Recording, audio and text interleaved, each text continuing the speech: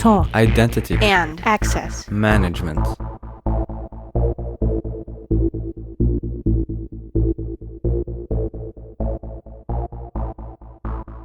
Welcome to the Identity at the Center podcast. I'm Jeff, and that's Jim. Hey, Jim. Hey, Jeff. We're on video this week. Well, maybe you're seeing us on video. This is definitely a special episode that we're recording as part of Ping Identity's Identify 2020 virtual conference. So for those that are watching this, we're actually going to record this podcast that we normally do weekly live, and this will be something hopefully you're watching as part of that. And if you're listening to it as part of our weekly feed, hello to you as well. So welcome to the Identity at the Center podcast. It probably makes sense to really kind of maybe introduce Jim and myself to the audience that may be listening that might be new.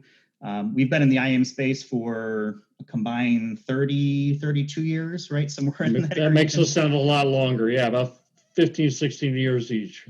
And, we work for a company that provides advisory services, Identropy. This podcast is a separate entity that Jim and I do completely outside of the realm of that, and they're gracious enough to help out with that and let us do that. Why don't you tell a little bit about what this podcast is for and who it's for, Jim? Right. So our podcast is designed for the IAM practitioner. We look for the podcast to be kind of an educational forum. We bring a lot of thought leaders from the IAM space with us and, explore a specific topic or their area of interest. Some weeks it's just Jeff and I kind of exploring a topic where we feel like, we have enough expertise or experience to kind of dialogue on. The podcast usually goes from a half hour to an hour long. And we start with every guest to understand how they got into IAM and whether IAM chose them or whether they chose IAM.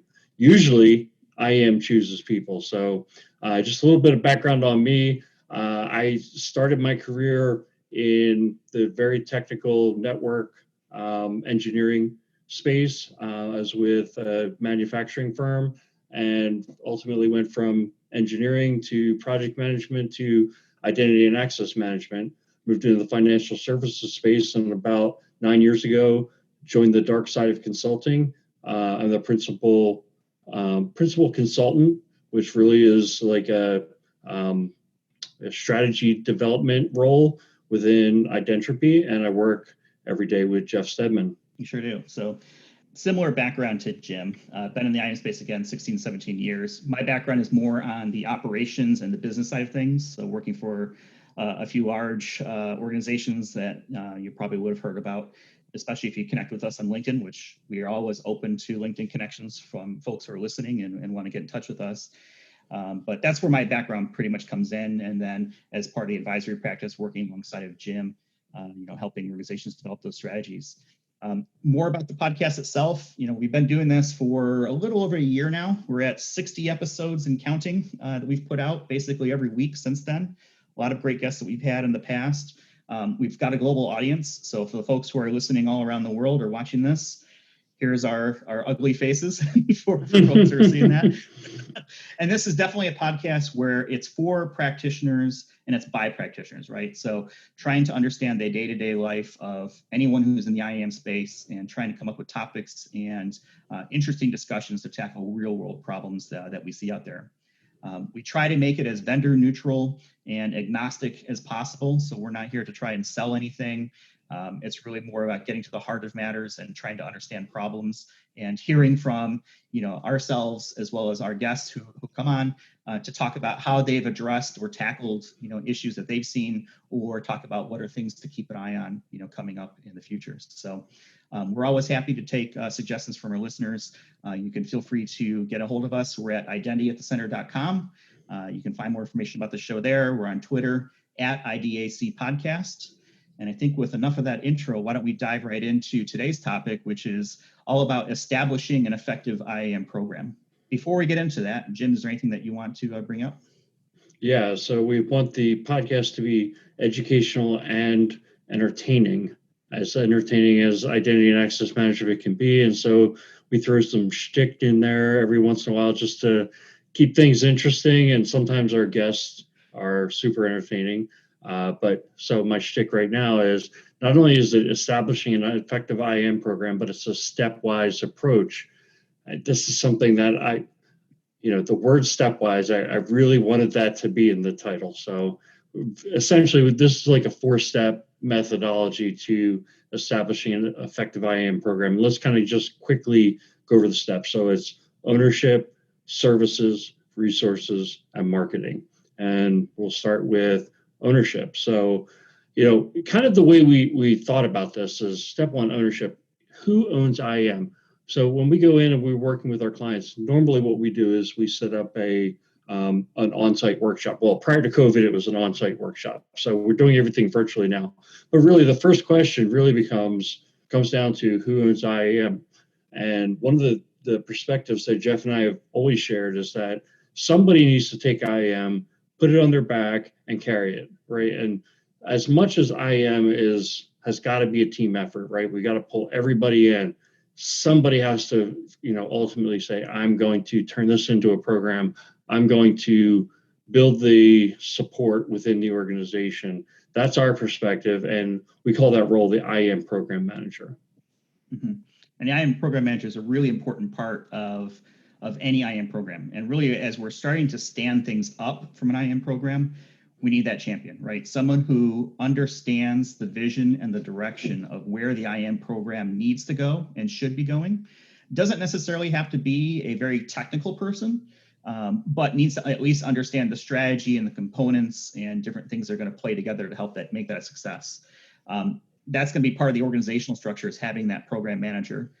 You may have something also like a steering committee. This is going to be some other, body of people who will help make decisions, break log jams, those sorts of things. Typically, it's more of a senior leadership type role, or at least people with enough juice, right, to make things happen, whether it's make a decision, assign resources, unblock resources, those sorts of things. So those are very important components as well as part of the program.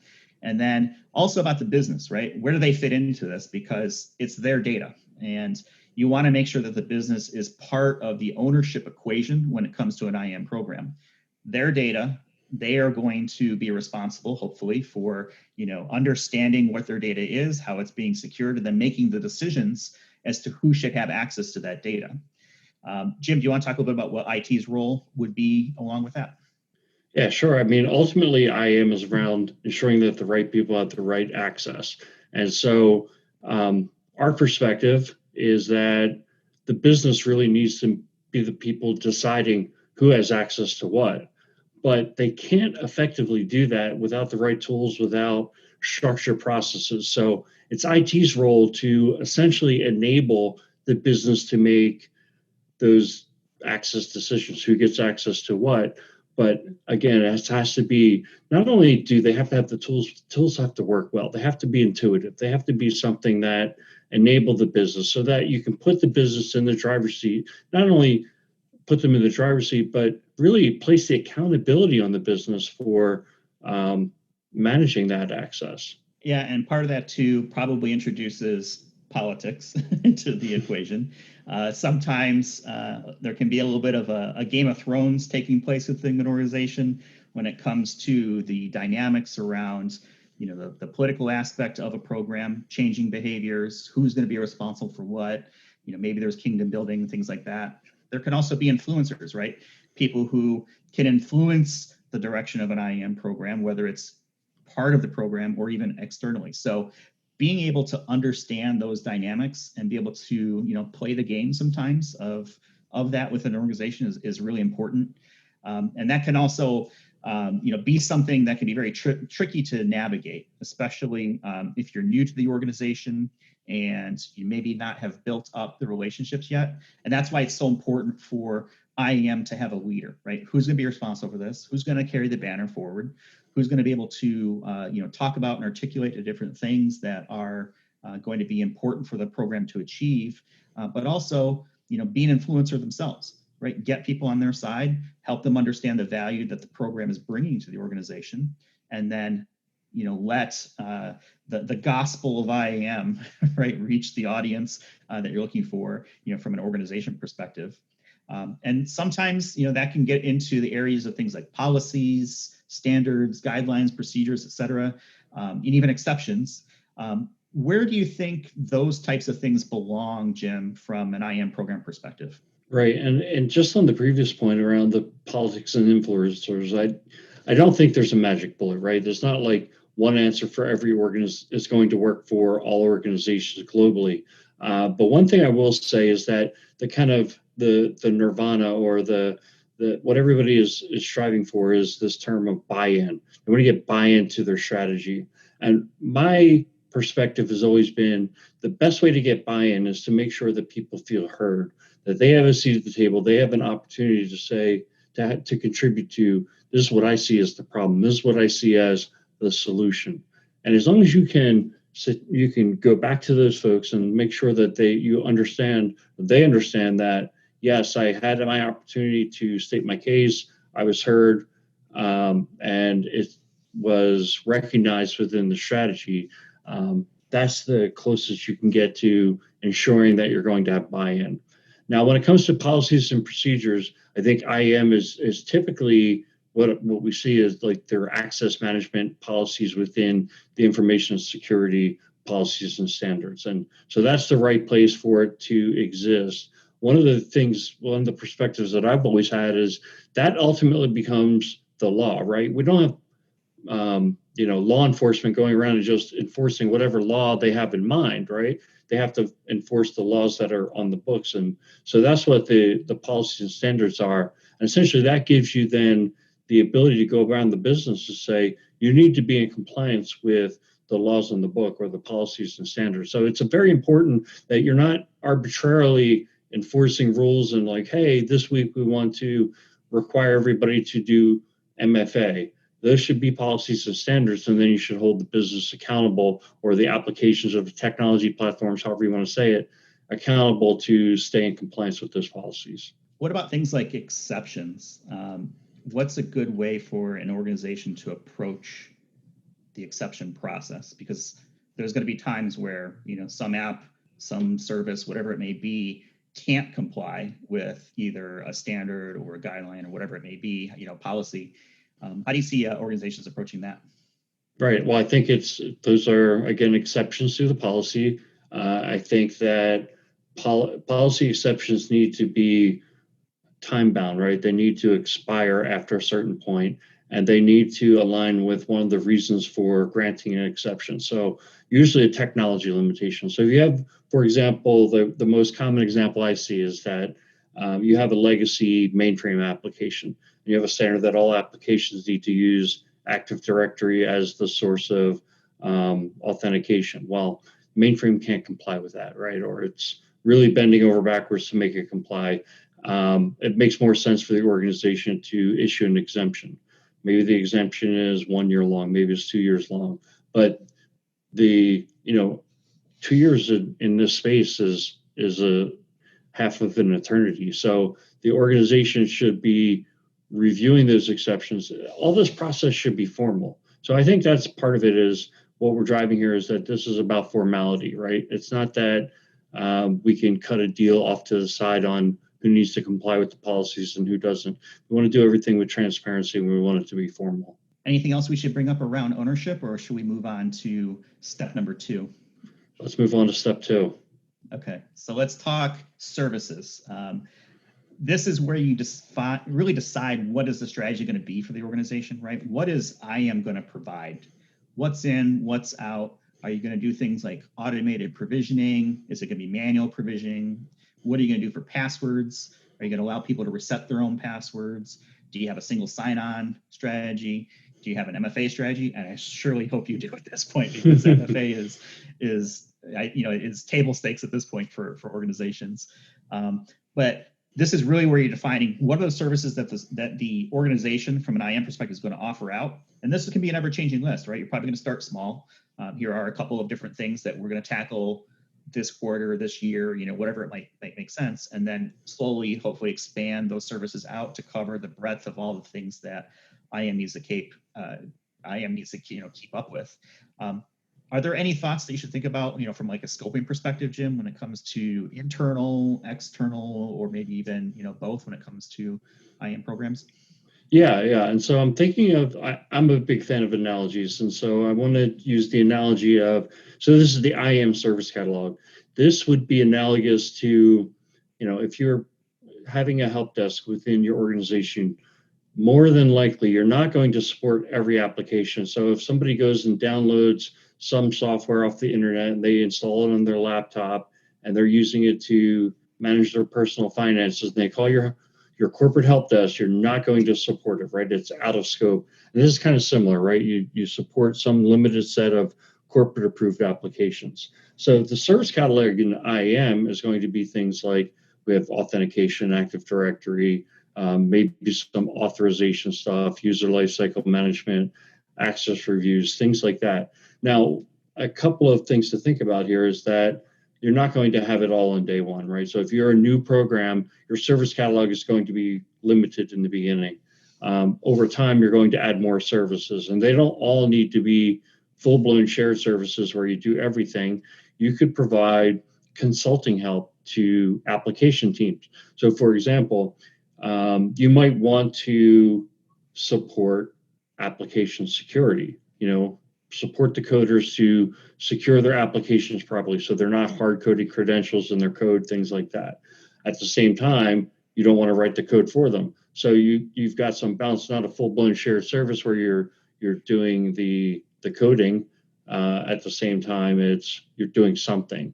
And where I really find this is important is to really think through this, because as you do your roadshow that we talked about earlier, you're going to get questions from technology teams. Is your strategy to do this? Are you taking over this? Are you and areas when it comes to things like authentication is a little more cut and dry. When you get into authorization, you have policy decision points, policy enforcement points. You've got how applications interpret that data. Are you going to be what amount of that are you going to be taking over with your IAM platform? And I think that's just very clear to be able to articulate what your strategy is. Yeah, being able to make that decision is also something that sometimes can rise up to a steering committee, right? Who's going to be responsible for what? Who's going to deliver it? How is it going to be delivered? Is also important, right? You talked about the kind of the shared service versus a center of excellence type model where you're consulting out. If you're a smaller organization, this can also be an area where you just don't have the resources from a people perspective to go out and build out right this giant IAM organization. You may not need it. It may make more sense to have more of a consultative type role within your organization where the IAM program is consulting with different areas of the business or application developers or whatever it may be to help them understand best practices from an IAM perspective. What are the capabilities that already exist? Right? Don't go off and build yet another ID and password store for the application when you already have a perfectly good set over here. Maybe that's something LDAP based or Active Directory or maybe even something else along those lines. Don't reinvent the wheel, right? Help partner with the organization to build the services that they're looking for and let the IAM program handle things like authorization, right, or self-service, things like that. So it's important to understand, where those come from and where you want the delivery model to be. Bigger organization, they may have a central team that is responsible for all things IAM, right? I've been through situations where it was a small team and we decided, okay, we're going to go out and expand and take over the world, right? Anything that's SOX related, bringing it into our scope, right? And it's a multi-year process usually, right, to do that kind of thing. But that's really only effective if you have the desire to build that central team. So you really have to understand what model makes the most sense for your organization when it comes to choosing whether you're going to be more of like a shared service center type model, or if you want to do something along the lines of that consulting type role. Anything else around services or step 2 before we move on to step 3? No, because I think step 3 is kind of something that I was going to transition into. So step 3 is around what kind of resources you have.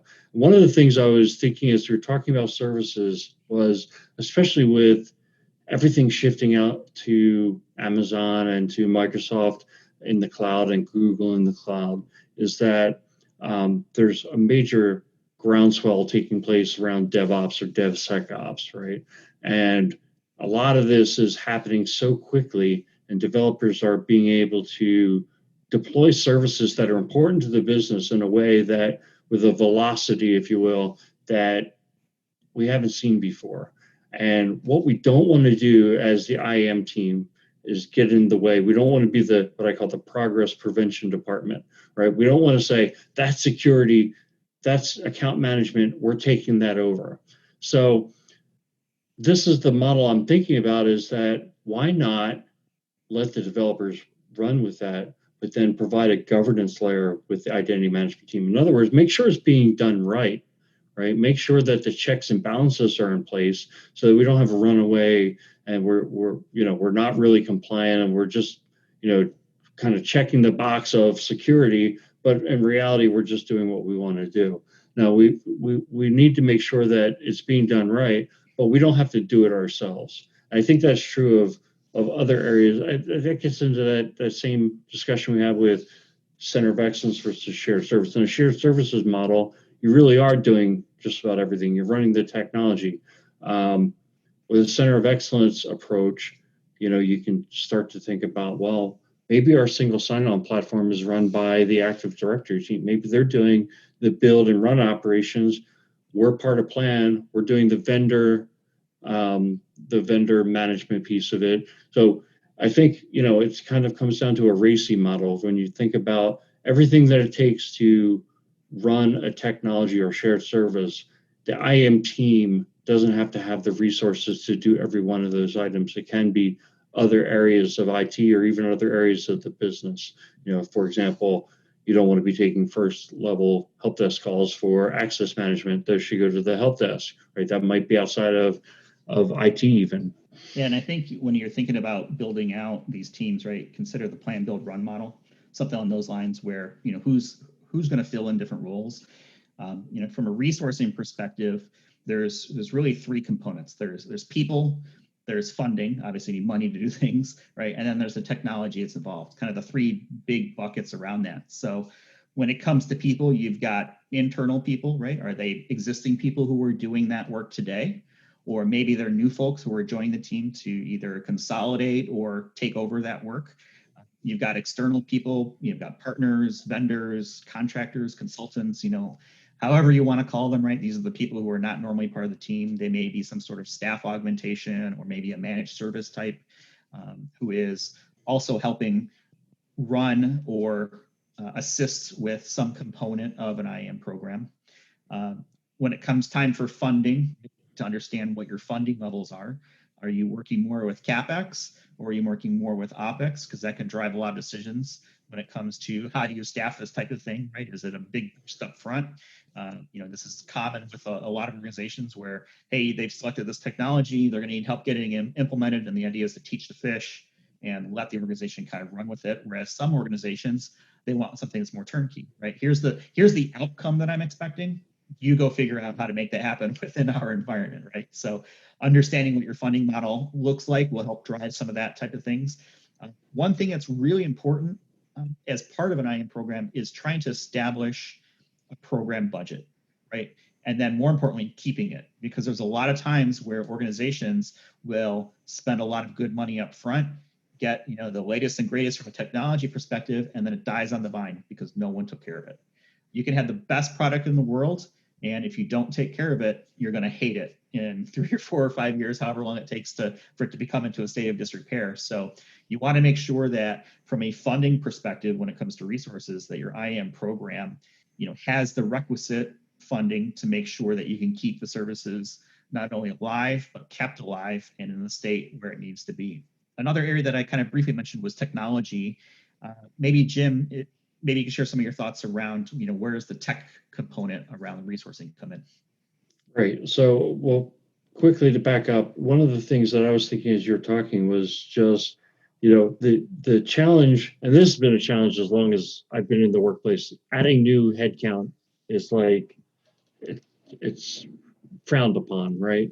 One of the things, and I'm coming from a consulting background, or coming to you as a consultant, right? But I think it's extremely important that you have internal resources, that you have the ability that if somebody leaves the organization, that you don't have a hole. At the same time, I think consulting resources play an extremely important role. They let you expand the team and contract the team based on the work that's available. Now, one of the pitfalls I see some of our clients fall into is that they fail to have kind of a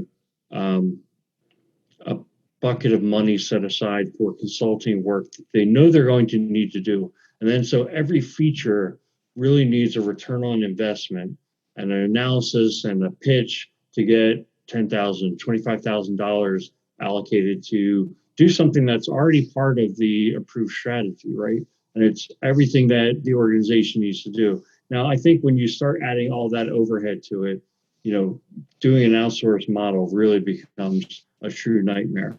Now, I've also, there's a lot of different issues when it comes to this. It's very difficult for organizations to find expert level, architect level people to basically hire, right? So if you were to say, I want to hire an expert level ping resource or an expert level SailPoint resource, that can be very difficult to find and retain that person. So, there's one more aspect to think about. Now, as far as kind of where we were talking about with technology, what is the technology that's needed, right? It kind of comes back to what is the problem that you're solving. So, it's kind of the core identity access management is around who has access to what. It's, usually the key technologies are identity governance, privilege access management, and access management, or single sign-on technologies. You get into there's a pretty broad vendor landscape. I think that if you don't know the landscape yourself, I think using consulting resources or analyst firms can be a really great avenue to gain better understanding. There's a lot of forums out there, including what's out there on LinkedIn. And I think tapping into the community, things like this podcast, can give you some visibility into what's out there. I think the delivery model in terms of that vendor, whether they're cloud-based as a service, I think we all should be shifting to the as a service thinking framework, right? That should be the model, whether it's an on-prem, something that we install on our own servers, probably at Amazon or, in the cloud or on our own servers. The mentality should be thinking of it as a service. That's all about where it's going to be run. But I also think we need to be thinking about like DevOps. How are we going to automate the deployment and the management if we go with an on-prem model? Now, if that starts to get outside of kind of the space that you want to be in, a cloud-based model makes a whole lot more sense, I think. Mm-hmm. So, and then there's, all of that. Add to that is training, right? Who's going to know how to run those tools within your organization? And that's an investment. That's something that sometimes gets overlooked, is you have to put people into training. Then as you deploy the software, even if you're using a third party, make sure that they are part of that implementation project so that they're getting the knowledge transfer so that they truly know the system themselves. Yeah, training is something that's often overlooked as part of budgeting, right? Making sure that people are trained up on the tools they have. I'm going to give a shout out to someone I work for. He was a big proponent in making sure that training was a part of any type of funding ask whenever there was new technology being entered into the organization. So, that's something I took with me. It's important, right? You need to know how to use your tools, and you want to make sure you get the most value out of it. Should we move on to step 4? Yeah, the only other thing I would say with technology, though, is like if you do have tools, you have current investments, you have to look at whether or not those are things that could be leveraged going forward, or if it's truly the time to make a replacement. There's a time to make a replacement, I think. Think not only what you need now, but think where you need to be a few years down the road, and go with some kind of vendor technology where the vendor is forward-looking and kind of investing in their platform. I agree. So let's talk step 4 here, marketing. This is something that is near and dear to my heart. I spent a lot of time, as part of IAM programs, getting out and kissing babies and shaking hands and all the different things that go along with marketing an IAM program.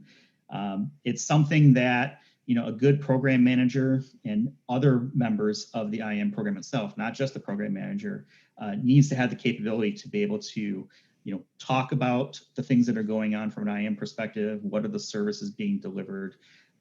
Being able to build relationships throughout the organization, bringing people in to be part of the solution, helping them understand what the capabilities are, so they're not going off and getting their own thing in place, whether they go off and buy it or build it or whatever it may be.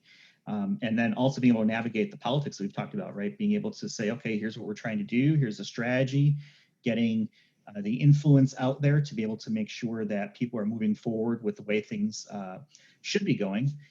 If you're new to an organization or maybe new in this role, chances are maybe this has been tried in the past, right? So then the question becomes, yeah, what's different this time, right? We've tried that, it didn't work out, we'll just kind of sweep it under the rug and be done with it. So if you're trying to start up a new program, you want to make sure that you understand what have been the past failures and how you're going to address those, right? You don't want to repeat history. It's okay to get better. It's okay to get smarter as an organization, right? Day by day. Take those lessons learned and pull them up and make sure that if it's been something that's critical, a public failure, take it head on, right? Hey, we know we tried this in the past. It didn't work. And here's why we think that is. Here's how we're going to address that moving forward. So being able to pull that forward and make sure that, you meet it head on so that it doesn't become an issue down the road. And another big thing too that you have to be very careful about is managing the scope and the promises that come along with an IAM program. You do not want to be in a position where you are over promising and under delivering. If you can, you want the opposite, right? Under promise and over deliver. That may not always be possible, but at least make sure that the organization understands when they're going to get a capability or a service, who is it for, and what they can expect from a usability experience as well. Don't go in and promise the world and then come up short. Make good promises and then deliver those on time. Another important part of that is a roadshow. I know Jim and you and I have worked on those in the past. What are some important parts of a roadshow, or maybe some of the things that you want to touch on from a marketing perspective? Right. I mean, the roadshow is all about marketing the IAM strategy. So now the assumption is you're at the point where you have a strategy, you know what you want to do, and you need to get the word out there. Ultimately, you may need to present this to the top levels of the organization. I mean, there are many times where we're working with organizations and we're presenting to like a COO, somebody who's like, the number two person in charge of the organization. I've actually presented to a board of directors of an organization before. So these are significant investments of dollars, right? And people who are running the organization need to understand what they're going to get for those dollars spent. I think it's important that when you go to present it, it's not the first time they've heard of it, right? Because then they're going to fall back on what they already know or try to link it to something they know. So this is the importance of the roadshow, right? Is, getting the opportunities with people who, we talked about politics, we talked about influencers. Who are the people who are influencers to that? Let's use the COO example. Influencers to the COO who can speak his or her language and make them understand within their context why this is an important investment. So this is why it's important to potentially work your way up the chain. It might start 3 levels down from the COO, but you get to the person who can influence the COO and make them understand why this is important. When you go to present to the COO, it's simple, right? You might be able to get through it with 2 or 3 slides because they already get it, right? And you may also be able to get some tips in terms of, what is the right language to be using to communicate your message. Yeah, being able to understand what the services are, communicate those is super important. I know that we've kind of gone on and on here. Why don't we start to wrap things up a little bit? Maybe we can cover the 4 steps again. There was ownership, services is number 2. Third is resources, and then the 4th is marketing. With that all being said, there are certainly some other themes to keep in mind, right, as you're trying to stand up a program. It's a journey. It doesn't happen overnight. It can take time to figure out the lay of the land, understand where things are going, build those relationships, and really kind of gain the support to move forward. That is something that definitely is something to keep in mind. You want to make sure that as you stand up this program, that you don't just take a whole bunch of money and then disappear for 2 years, right? Have something that you can hang your hat on from a win to the organization. Doesn't matter if it's big or small or whatever it may be, but try to show value from a program perspective at least every quarter, right? Every 90 days, here's how we're better now than we were 3 months ago, or maybe 4 months ago, something along those lines. You want to be able to show that consistent string of wins and victories as you get smarter, better over time, et cetera. Keep the business involved. It's their data, right? IAM job is to arm them with the tools for them to be able to make good, informed decisions, to help guide them along the path of information security and best practices, and why maybe they should, listen to you from a security perspective to make sure that their data stays secure as much as possible. And then change, right? It's hard. You got to keep fighting the good fight. Change is very difficult with an organization. And I know, Jim, you and I have both been part of those, situations where, man, it feels like you're just, butting up against a steel wall, and it's a matter of finding the right switch or the right key to kind of unlock that door and move forward, and being able to understand the language of the organization. What resonates with the people you're talking to. We had a guest on recently who kind of talked about one of their talks where, the COO maybe doesn't care how many password resets you did. It's not important, right? They have a service that does that, right? Figure out what is important to those types of people and tailor the message around that. Are there any other themes that you want to bring up before we start to close things out here? Well, I think a lot of the folks who are interested in this podcast are practitioners and maybe program managers. I think that as a program manager, you've got to practice talking about identity and access management in business terms, in terms of risk, in terms of return on investment, in terms of outcomes.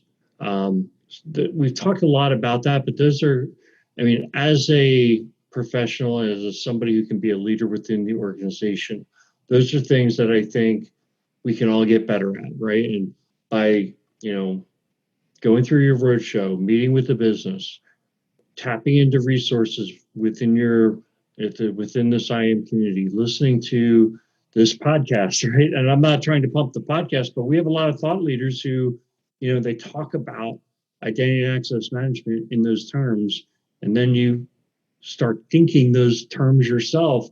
That's what you need to be able to do. You need to be able to talk about identity and access management as a business objective, as a business outcome. It's not just technology.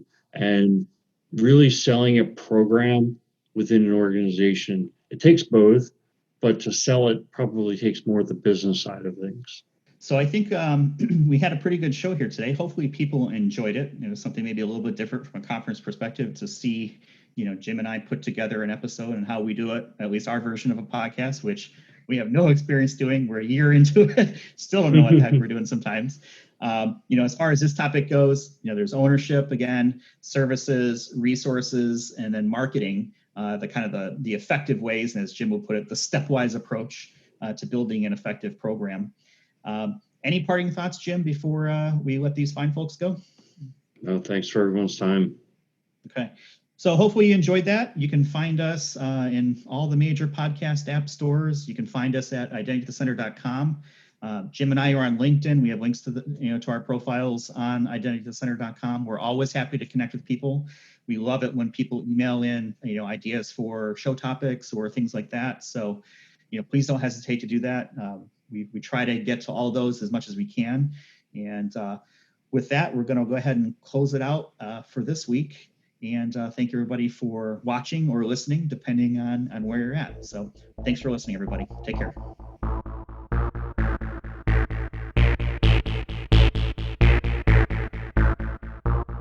You've been listening to the Identity at the Center podcast. For more episodes, visit identityatthecenter.com.